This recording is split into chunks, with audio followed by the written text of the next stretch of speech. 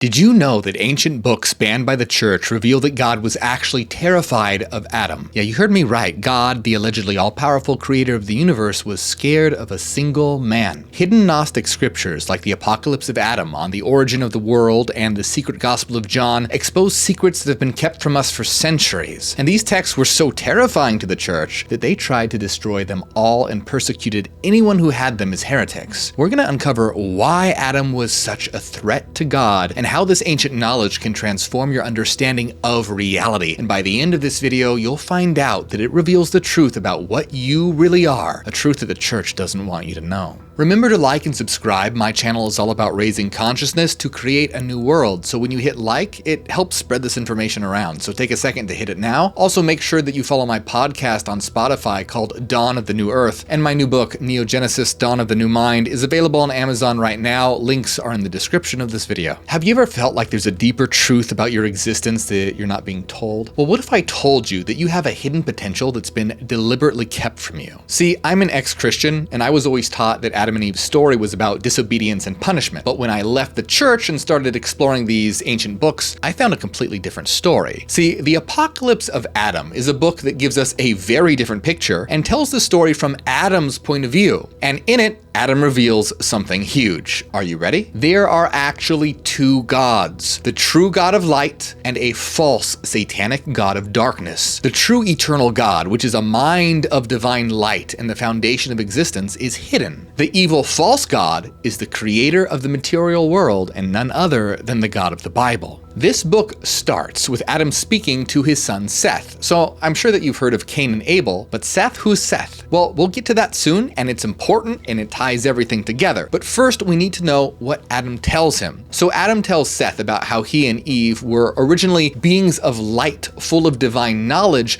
and directly connected to the eternal higher realm of light. Adam said, "When God created me out of the earth, along with Eve, your mother, I went about with her in a glory which she had seen in the eon from which we had come forth. She taught me a word of knowledge of the eternal God, and we resembled the great eternal angels, for we were higher than the God who had created us, and the powers with him, whom we did not know." Wait, what? Adam and Eve were originally higher than the God who created them? But how does that make sense? Well, you'll notice that Adam makes a distinction between the God who created him out of the earth versus the eternal God. Adam said, the eon from which we had come forth, meaning that God of the Bible didn't actually create Adam, he just made Adam's body. But if our bodies are just shells, then what are we really? What's our true nature? See, originally Adam and Eve were beings of light and knowledge, and their true selves originated from a divine realm, the realm of the true God. In Gnosticism, it was known as the pleroma. It was only their physical forms that were created by the false satanic God. But it gets even crazier than this. Adam continues, "Then God divided us in wrath. Then we became two eons." So this God, angry and jealous of their power, actually divided Adam and Eve. In other words, Adam and Eve were originally one unified being, but they were put into physical bodies and split apart, stripping them of their divine glory and knowledge. So what if the story that we've always known about Adam and Eve is actually about a jealous God trying to control them by dividing their power? After all, doesn't the biblical story where God makes the tree of knowledge forbidden make a lot more sense when it's understood as an attempt to keep them from gaining knowledge? Doesn't make sense otherwise. Adam goes on, "The glory in our hearts left us, me and your mother Eve, along with the first knowledge that breathed within us, and it fled from us." So they lost all their knowledge, leaving them ignorant, and this was a calculated move by the evil ruler to ensure that they stayed under his control. Adam then describes how they lost their memory and forgot about the eternal God of light and what they actually were. The Apocalypse of Adam says, "After those days, the eternal knowledge of the God of truth withdrew from me and your mother Eve. Since that time,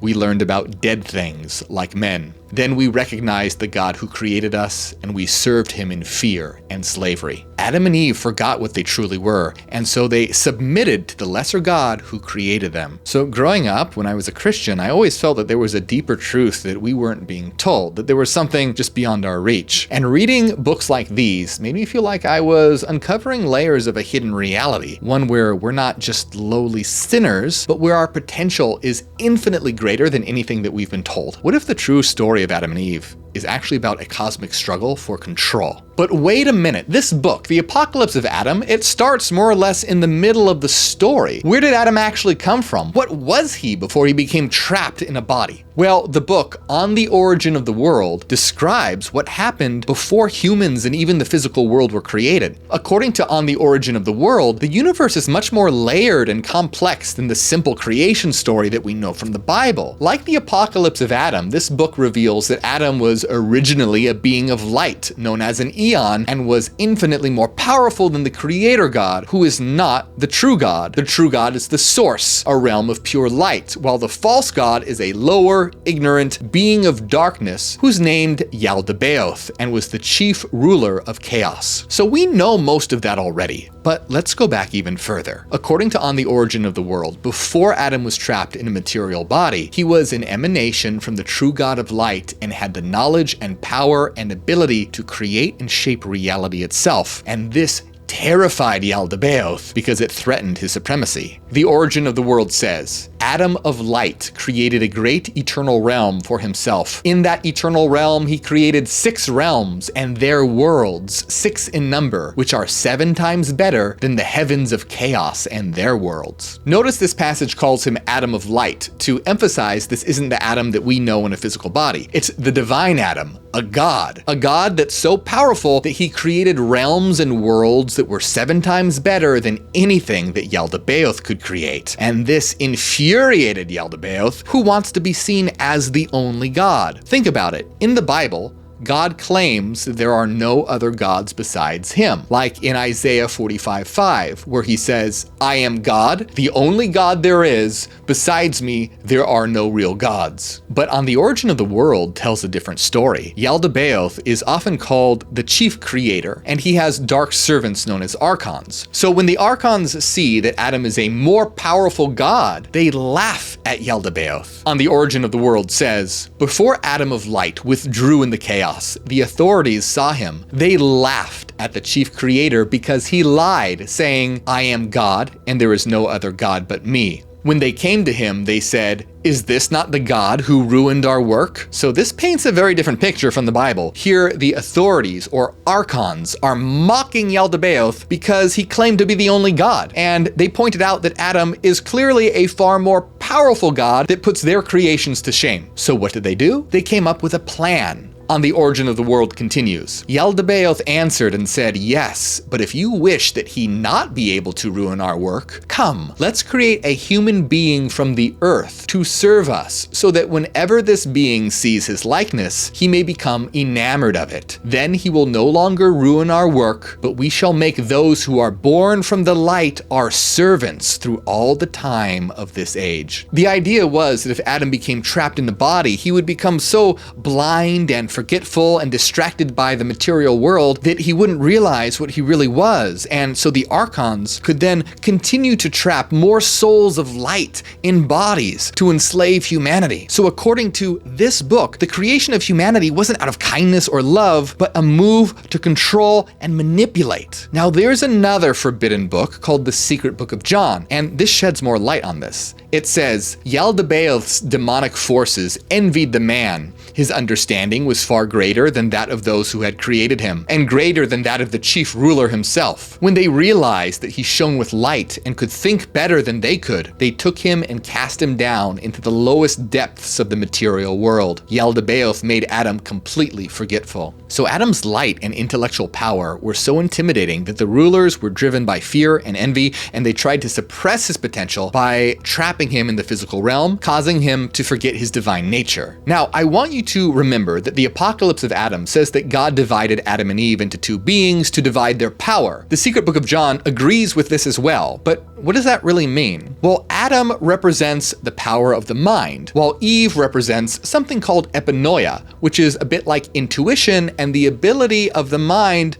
to think about itself. So this division allowed Yaldabaoth to keep Adam and Eve from self-reflecting and realizing their divine nature, keeping them in a low state of consciousness. But hold on, let's go back, because here's where everything connects and brings you into the story. Remember in the Apocalypse of Adam, Adam is telling all this to his son Seth? Well, this is key. Normally you hear about Cain and Abel, so What made Seth different? Well, there's a darker story here. According to the secret book of John, Cain and Abel were the result of the evil God forcing himself on Eve. So they were born out of an act of violation and represented the flawed creation of Yaldabaoth. But Seth was different. Seth was the true son of Adam and Eve. Now, why is this so critical? Because Seth represents the union of Adam and Eve after they were divided. In other words, Seth had the power to reflect on himself and realize his divine nature. Well, what does this have to do with you? Well, after God flooded the world, the only humans that were left were descendants of Seth. In other words, according to Gnosticism, we're all descendants of Seth. This means that every single one of us carries within us the potential to awaken that divine spark, to reconnect with the higher realms that we're originally from. So Seth symbolically represents the ability to understand what we truly are. He symbolizes the reunion of the divided power of Adam and Eve. Through Seth, this divine spark continues, and Seth's descendants aren't just physical beings, but carriers of divine light. So this is why Seth is so significant. He represents the potential for humanity to awaken and realize our true nature. But here's where it gets even more fascinating, because many who followed these ancient books believed that Jesus was the incarnation of Seth. So Jesus didn't come as a savior from sin, but as a revealer of knowledge, a guide to help us remember our true nature. So Jesus' teachings, many of which were suppressed by the early church, point towards this radical idea of self-realization and divine awakening. So he taught that the kingdom of God is within us, and that we have the potential to awaken and realize our divine nature. So if Jesus was teaching us to become like gods, to awaken the divine spark within us, what does that say about the mainstream religious lies that we've been fed for centuries? If we understand that Jesus' true message was about awakening our divine nature, then the fear of Adam by God makes more sense. God was terrified of Adam because he knew that within humanity lay the seeds of divine rebellion, the potential to awaken and overthrow the false creator. The fear of Adam by God, as depicted in these ancient books, isn't just about one person. It's about the potential of all humanity, the divine spark within us that could ignite,